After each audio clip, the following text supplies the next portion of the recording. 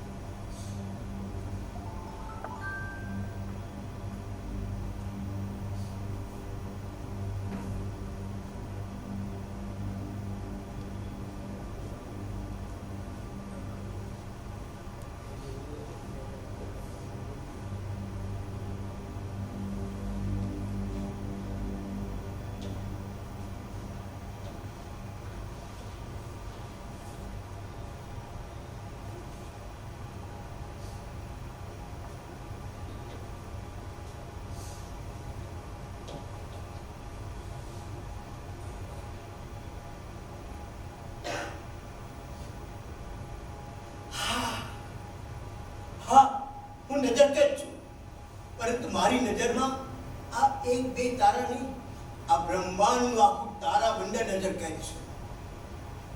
કોણે મને બોલાવો? મને બોલાવો હોય તો મારું પૂરું નામ બોલો.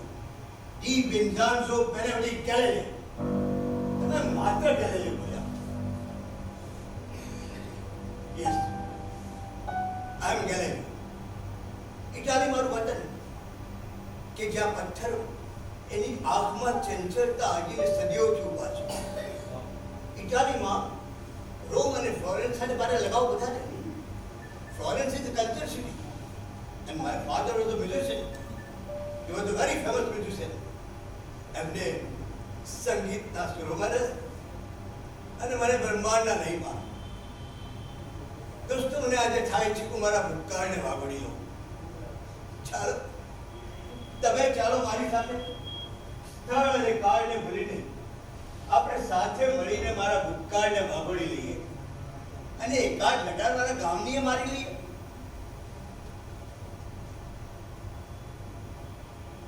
પૃથ્વી પરથી દેખાતી આ તમામ ચીજ વસ્તુઓ જોઈને મારા મનના આકાશમાં એક પ્રયોગશાળાનું સર્જન થઈ ગયું. અને પછી તો વિચારો, તરંગોના, તુક્કાઓના, કલ્પનાઓના, પરિકલ્પનાઓના વાદળો આકાર પામતા. એ વાદળો એકબીજા સાથે સભા કરતા. કેટલીક વાર તો એ વાદળો એકબીજામાં એટલા વ્યસ્ત અને મસ્ત રહેતા ને કે મને લાગતું કે આ વાદળો કઈ વરસશે જ નહીં. વાદળો છે ભાઈ, વરસે ખરા અને વરસી પડતા. અને જ્યારે વાદળો વરસતા તેની સાથે જ મારા મગજના પ્રવેશદ્વાર પર અનેક આવિષ્કારોનું સર્જન થઈ ગયું, અનેક સંશોધનોનું નિર્માણ થઈ ગયું.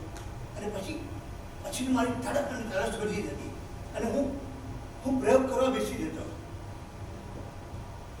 વૈજ્ઞાનિક છું ને. આગ અને ધરા બંને મને આકર્ષે. ઋતુ અને પ્રકૃતિ બંનેમાં મને રસ. પછી એ બ્રહ્માંડમાં ઘૂમતા ગ્રહ હોય કે વરસતો વરસાદ, ઉડી છતાં તળખલામાં હવાનું સ્પીડ હોય કે વહી છતાં ઝરણા વચ્ચે પથ્થરોનું મૌન, દરિયાની સપાટી પર લહેરાતી ચાંદની હોય કે ક્ષિતિજને છેડે લડકતો સૂરજ. અરે, આ તો કાવ્ય પર થઈ ગયું. વેલ, માત્ર કુદરત નહીં, માત્ર બ્રહ્માંડ નહીં, મને ગણિતમાં પણ એટલો જ રસ. ગણિતના અંકોની આડાઈ અને ફિઝિક્સના પ્રબોધનની અવળચંડાઈ મને ખૂબ ગમતી. અને પછી તો ગણિતના અંકોમાં ખૂબી જતો, કંઈક થિયરી બનાવતું. અને એટલા માટે તો હું ભૌતિક શાસ્ત્રી, ગણિત શાસ્ત્રી, ખગોળ શાસ્ત્રી કહેવાય.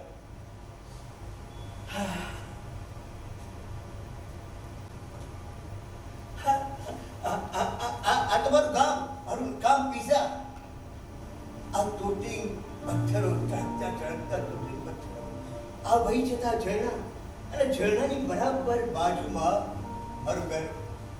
આ ઘરની અગાસી પર ચડીને હું બેસીને ટેલિસ્કોપથી તારામંડળ જોયા કરતો.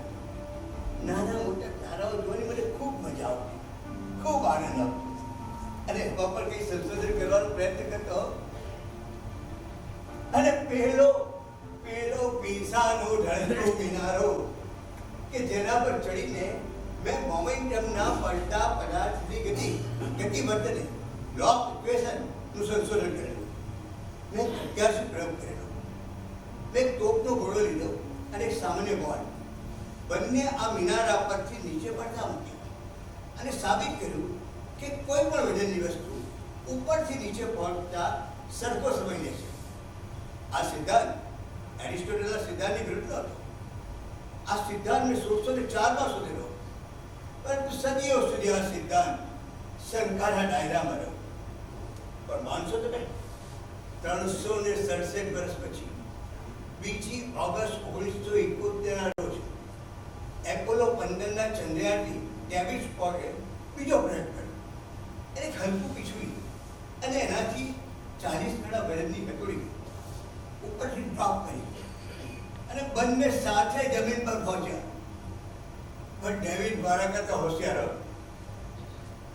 એણે ફિલ્માંકન કરી લીધું અને મને સાચો સાબિત કરી દીધો. મારે તો ડેવિડ સ્કોટનો આભાર જ માનવો રહ્યો દોસ્તો. આ અને આવા અનેક પ્રયોગો હજુ કરવાના બાકી હતા, અનેક સંશોધનો બાકી હતા, અનેક આવિષ્કારો બાકી હતા. પરંતુ સમાજની માન્યતા અને શાસ્ત્રોનો પડકાર મને ખૂબ હેરાન કરી ગઈ. એ લોકો કહે કે તું ગ્રંથોનો પડકાર કરે છે. મેં કહ્યું આમાં ગ્રંથોનો પડકાર ક્યાં છે ભાઈ? અમારા આવિષ્કાર છે, મારું સંશોધન છે. પણ ના, એ લોકો મારવા તૈયાર નથી અને મારી પાછળ પડી ગયા. આખું ગામ મારી પાછળ પડી ગયું અને હું એકલો પડી ગયો. સાવ એકલો, અટલો પડી ગયો.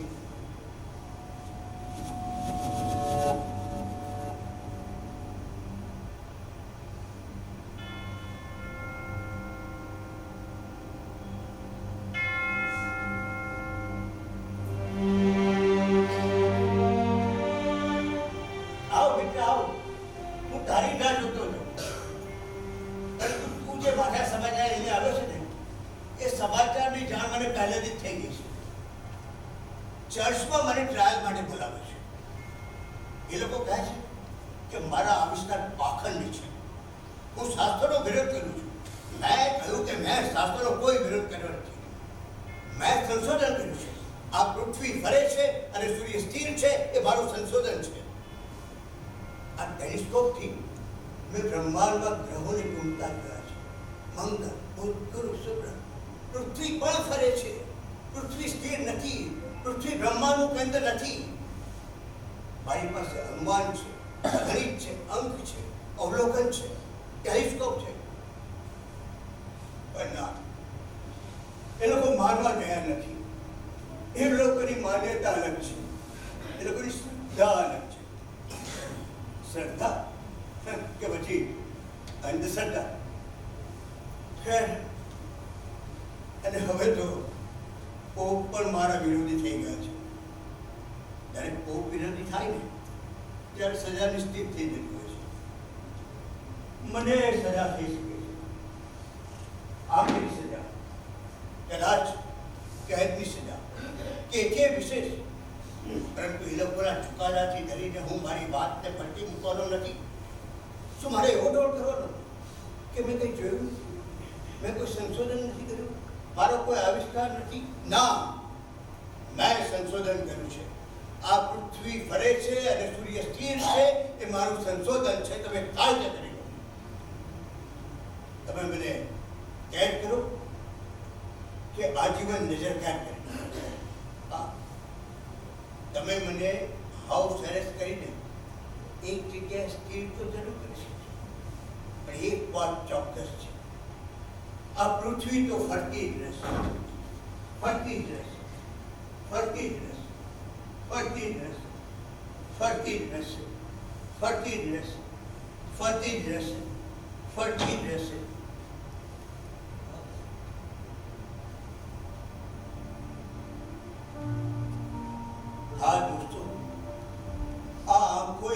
આપના તેજ પીધા છે.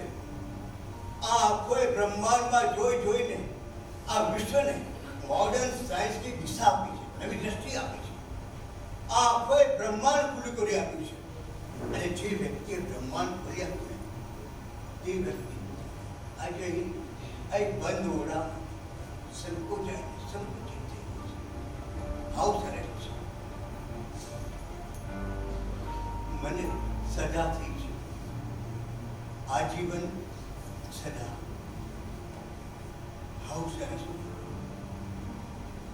હવે કશું થઈ શકે. છેલ્લા 7 વર્ષથી મને આ ચેતા કહે છે, પણ હવે કઈ થઈ શકે એમ નથી. હવે વેદનાને વાગોળવાનો અર્થ પણ શું છે? જે થઈ ગયું તે થઈ ગયું, એમાં કઈ થઈ શકે એમ નથી. પણ એક વાત ચોક્કસ છે, कल खेल में हम हो न हो, गर्दिश पे तारे रहेंगे सदा. भूलोगे तुम, भूलेंगे वो, पर हम तुम्हारे रहेंगे सदा.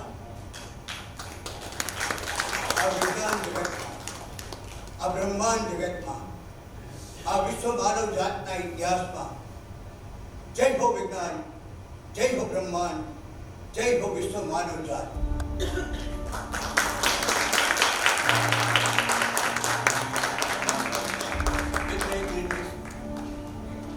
સૌપ્રથમ તો આજ આયોજકોએ આ મંચ પૂરું પાડ્યું તે બદલ એમનો આભાર.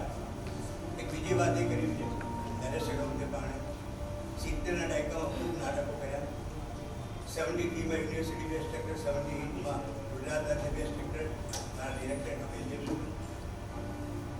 80માં છેલ્લું નાટક કર્યું લાસ્ટ મિનિટ. પછી સીએના પ્રોફેસર કારણે બંધ કરી દીધું. પણ વર્ષો પછી પાછું થયું કે કંઈ અભિનય કરીએ.